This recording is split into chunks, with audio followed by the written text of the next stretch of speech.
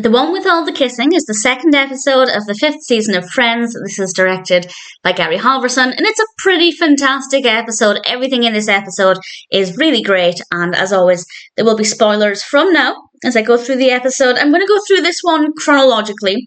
Often with Friends, I will group it by part of the narrative, but everything kind of weaves together really well, so I'll just go through things chronologically and share some thoughts. It starts off with probably maybe one of my favourite Friends scenes. Certainly I love it, with Chandler and Monica in the bath. Joey comes in asking Chandler if he wants some chicken, so Monica has to go under the water.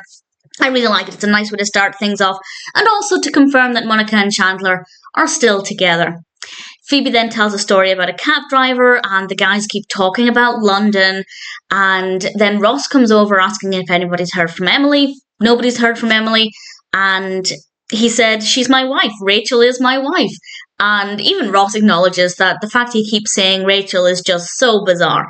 And Monica has heard from Rachel, and Rachel hasn't got in touch with Ross. And this is ever since Ross, in Rachel's eyes, abandoned her at the airport. And I think Ross was probably in a difficult situation. Should he have left Rachel to go to Greece on her own?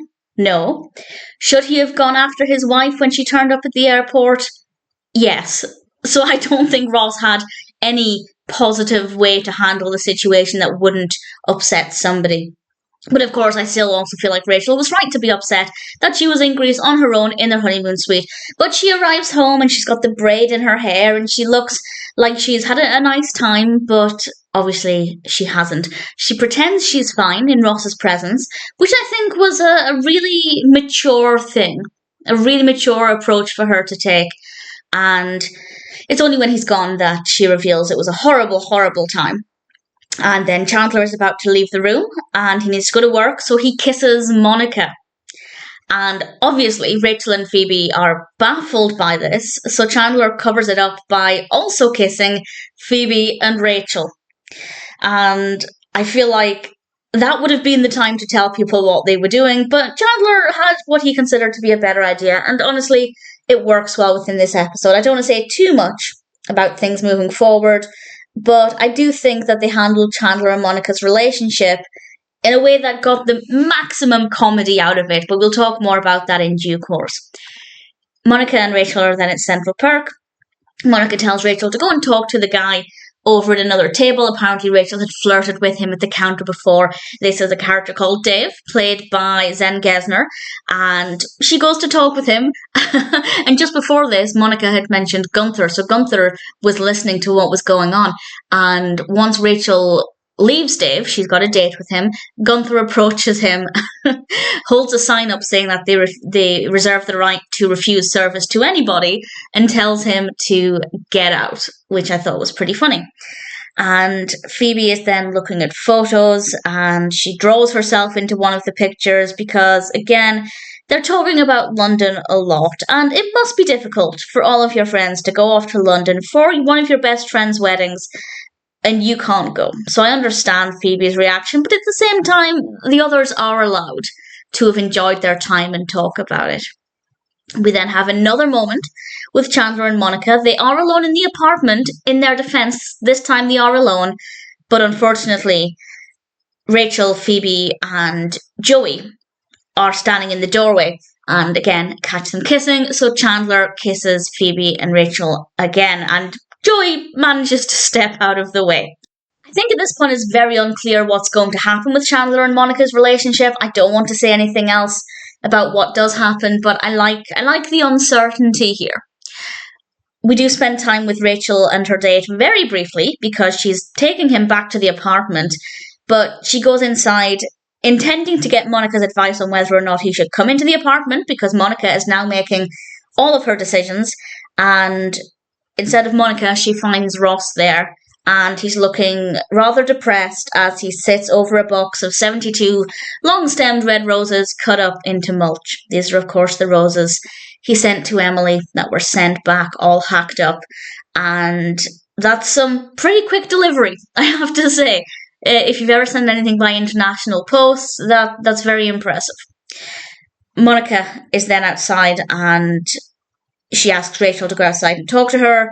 basically she's telling Rachel she can't spend time alone with Ross to tell him she has feelings for him, because that was Rachel's plan.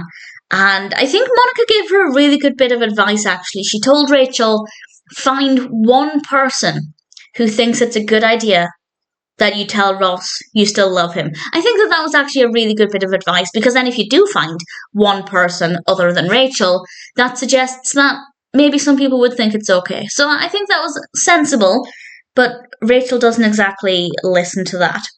We go back to Central Park, and everybody is suggesting to Phoebe that they go on a trip. And honestly, I don't think their idea was very, very good at all, because they suggest having a picnic in Central Park. As nice as that sounds, it doesn't really compare to going to London. So they come back with a new plan, and they're going to go to Atlantic City. And Phoebe is really excited about this. Fantastic. They've got an idea that works. Will they actually get there? Well, we'll talk about that in a moment. However, before we get there, Rachel stays behind in Central Park. Ross is there reading the paper, and she decides she's going to tell him that she still has feelings for him. She hasn't found anybody else, but this is something that she needs to do. Is it a good idea for her to do this? I don't know. I think there are definitely pros and cons of either situation, but nevertheless, she sits closer to Ross, and she comes out with it. She just says, "I'm still in love with you, Ross." And we have a silence for quite a while, actually. It lasts a good couple of seconds. And then she bursts out laughing.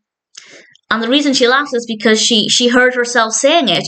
And she's acknowledging how ludicrous the situation is. And actually her laughing helped relax Ross a little bit. He was able to laugh at the absurdity of the situation. It's definitely, if you don't laugh, you'll cry kind of scenario.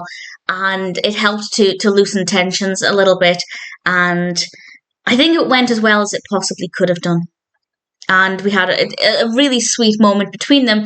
And I think this moment really helped to draw a line under the awkwardness of Ross saying Rachel's name. I feel like it helped to draw a line under that and make their relationship less awkward and allow us to move forward with various aspects of the narrative. We're then getting ready to go to Atlantic City. Everybody's bags are packed. They're looking forward to it. Phoebe's very excited. And her water breaks. And that's the end of the episode. Who knows what's going to happen with the babies? I won't say any more than that, of course, but we have some interesting Phoebe moments to come and some really great performances from Lisa Kudrow. This is a really brilliant episode.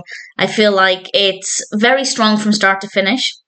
It definitely helps to continue a lot of the London stories, but also gives us a bit of progress with Phoebe's story as well, because we haven't had much movement on the baby front in a while.